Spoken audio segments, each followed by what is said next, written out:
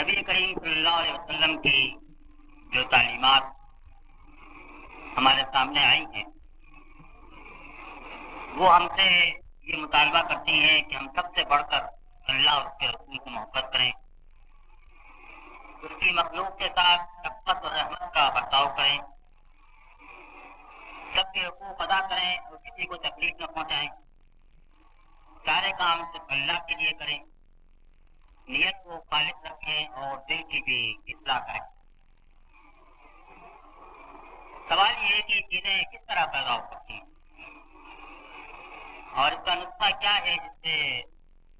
وہ سارے مطالبات کے جو نبی کریم صلی اللہ علیہ وسلم نے اپنا ساتھ دینے والوں سے اور اپنے ماننے والوں سے فرمائے ہیں وہ پورے ہو سکیں۔ اس میں سب سے اہم بات یہ ہے کہ کیونکہ یہ مطالبات اس دنیا کی زندگی میں پورا کرنے ہیں، اس لیے جب تک دنیا کی زندگی کی حقیقت آدمی کی سمجھ میں نہ آئے اور اس حقیقت کے مطابق دنیا کے ساتھ معاملہ نہ کریں اور اس کے اندر اتنی استعداد اور قوت نہ ہو کہ وہ دنیا کے ساتھ وہی معاملہ کرے جو دنیا کی حقیقت مطالبہ کرتی ہے، اس وقت تک ان ساری صفات کا پیدا ہونا مشکل ہے۔ آج جو حدیث میں آپ کے سامنے پیش کر رہا ہوں وہ اسی موضوع پر گفتگو کرتی ہے۔ یہ میں صحیح بخاری کے الفاظ آپ کے سامنے پیش کروں گا، اگرچہ اس حدیث کو ترمذی اور ابن ماجہ اور نسائی اور مسند احمد بن حنبل میں بھی روایت کیا گیا ہے۔ اس کے راوی ہیں حضرت عبداللہ بن عمر رضی اللہ تعالی عنہما، قال فرماتے ہیں اخذ رسول اللہ صلی اللہ علیہ وسلم بمنکبی، رسول اللہ صلی اللہ علیہ وسلم نے میرا بونڈا یا کندھا پکڑا،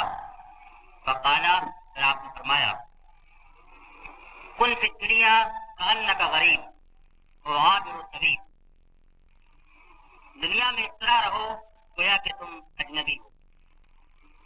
یا تم راستہ طے کر رہے ہو۔ فکان ابن عمر یقول، اور ابن عمر رضی اللہ عنہ فرمایا کرتے تھے اذا امسیت فلا تنتظر الصباح واذا اصبحت فلا تنتظر المساء وخذ من صحتك لمرضك من حیاتك لموتك۔ یہ حدیث کا حصہ تو نہیں ہے، لیکن حضرت عبداللہ بن عمر رضی اللہ تعالیٰ عنہ نے قول کو اس طرح نقل کیا ہے، اس سے یہ معلوم یہی ہوتا ہے کلام نبوت کا ایک حصہ ہے۔ فرمایا کہ جب شام ہو جائے تو صبح کا انتظار نہ کرو، اور جب صبح ہو جائے تو شام کا انتظار نہ کرو، اور صحت کے زمانے سے مرض کے زمانے کے لیے اپنا سرمایہ جمع کرو اور زندگی میں موت کے لیے جمع کرو۔ صحابہ کرام رضی اللہ عنہم کیونکہ اس بات سے واقف تھے کہ جو بات بھی نبی کریم صلی اللہ علیہ وسلم کی طرف منسوخ کی جائے وہ 100% سچ ہونی چاہیے، اس لیے اکثر صحابہ احتیاط کی وجہ سے بہت ساری باتیں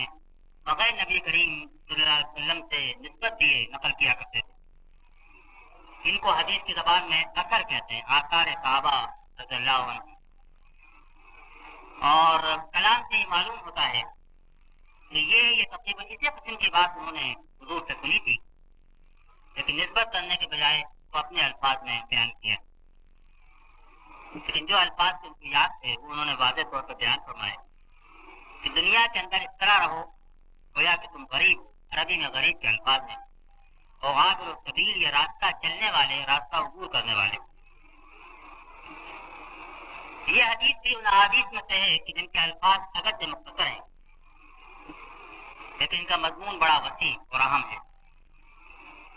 سب سے پہلے تو طریقہ تعلیم پر آپ غور کیجیے کہ نبی کریم صلی اللہ علیہ وسلم نے اپنے ساتھی اور صحابی کی تربیت کے لیے ان کو متوجہ کیا اور قریب ہو کر ان کا کندھا پکڑ کے ان کی توجہ مقبول کر کے پھر ان سے بات، اور فرمایا کہ دنیا کے اندر غریب یا راستہ عبور کرنے والے کی طرح رہو۔ غریب کا لفظ عربی زبان میں ان معنوں میں استعمال نہیں ہوتا جن معنوں میں اردو زبان میں استعمال ہوتا ہے۔ غریب کے معنی عربی میں اجنبی کے ہیں، ایسا شخص جو ایسی جگہ رہتا ہو کہ جہاں پر وہ اجنبی ہو. اس کی تشریح یوں بھی کی گئی ہے عربی لغت میں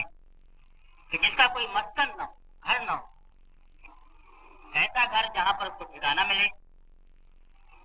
یا ایسا گھر کہ جہاں پر وہ سکون اختیار کرے. اس کے معنی یہ بھی ہے کہ جس جگہ وہ رہ رہا ہے وہ جگہ اس کے لیے اجنبی ہے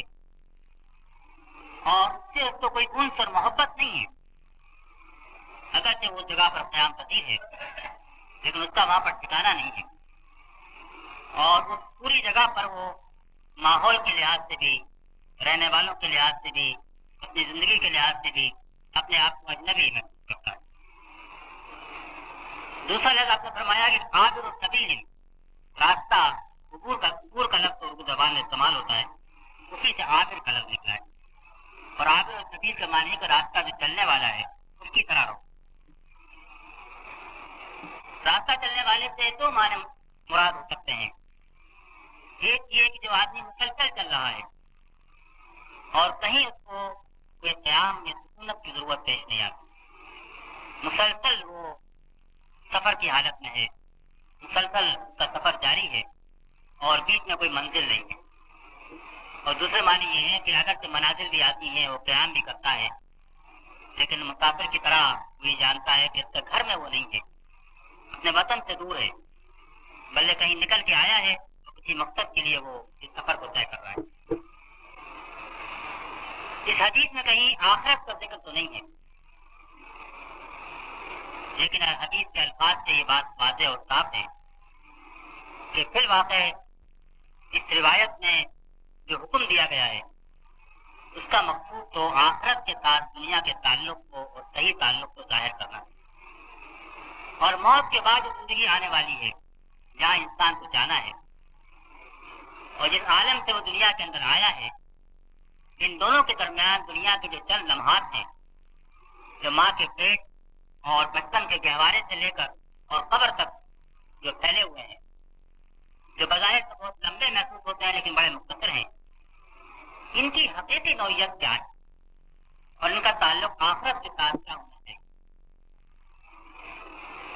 یہ بات اس کو ظاہر و صاف کرتی ہے کہ دنیا تو دراصل منزلوں میں سے ایک منزل ہے اور ایک راستہ ہے کسی اور طرف جانے کے لیے.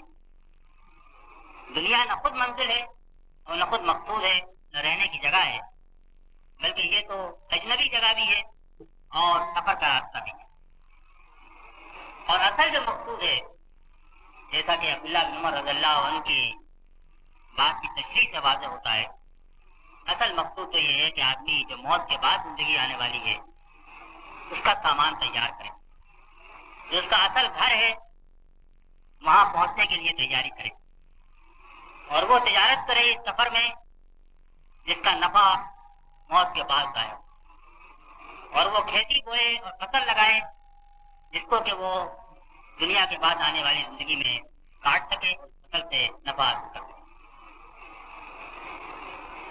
یہ دنیا کے ساتھ روش جن کے الفاظ میں ظاہر کیا گیا ہے، یہ اگرچہ دو ہی الفاظ ہیں لیکن فی الواقع دنیا اور آخرت کے تعلق کے بارے میں انسان جتنی بھی زیادتی اور افراط اور تفریط کے اندر مبتلا رہے ہیں ان سب کو یہ بالکل صحیح رخ پہ لا کے ڈالے. اس سے دنیا کی اہمیت اور دنیا کی ضرورت بھی واضح ہوتی ہے. اور دنیا کے بارے میں یہ تصور کہ یہ ایک مایا ہے، ایک جال ہے جس میں آدمی پھنس گیا ہے، دنیا سے انسان کو کوئی سروکار نہیں ہے، دنیا سے آدمی جتنا دور رہے اتنا اچھا ہے، دنیا چھوڑ کے گوشے میں جا کر بیٹھ رہے تو یہ سب سے بہتر ہے. یہ حدیث ایک طرف تو ان ساری چیزوں کی نفی کرتے ہیں اور دوسری طرف وہ یہ بھی بتاتی ہے کہ دنیا اگرچہ بڑی اہم اور ضروری ہے لیکن یہ دراصل کسی مقصد کے حصول کا ذریعہ ہے. امام غزالی نے اس کی مثال بڑی اچھی دی ہے کہ جیسے آدمی کو کعبے کی طرف جانا ہو اور اس کے لیے وہ راستہ طے کرنے کے لیے اونٹ پر سوار ہو، تو اونٹ تو اس کے لیے بڑا ضروری ہے، اونٹ کے بغیر اس کا سفر طے نہیں ہو سکتا، جو اس کی منزل ہے کعبہ وہاں پہنچ نہیں سکتا، جو مقصود اور مطلوب ہے اللہ کے گھر کی زیارت میں اس کو حاصل نہیں ہو سکتی. اس لیے اونٹ کی خبر گیری اونٹ کی نگہداشت، اونٹ کا کھانا پینا، اونٹ کا چارہ، اونٹ کی صحت کی فکر، یہ اس کے لیے ضروری ہے لازمی۔ لیکن اگر وہ کعبے کو بھول کر اور اونٹ کی خدمت میں ہی لگ جائے اور اس بات کو بھول جائے گا کہ اس اونٹ پہ سوار ہو کے کہیں پہنچنا ہے، بلکہ اس کی ساری دلچسپی توجہ کا مرکز صرف اونٹ بن جائے،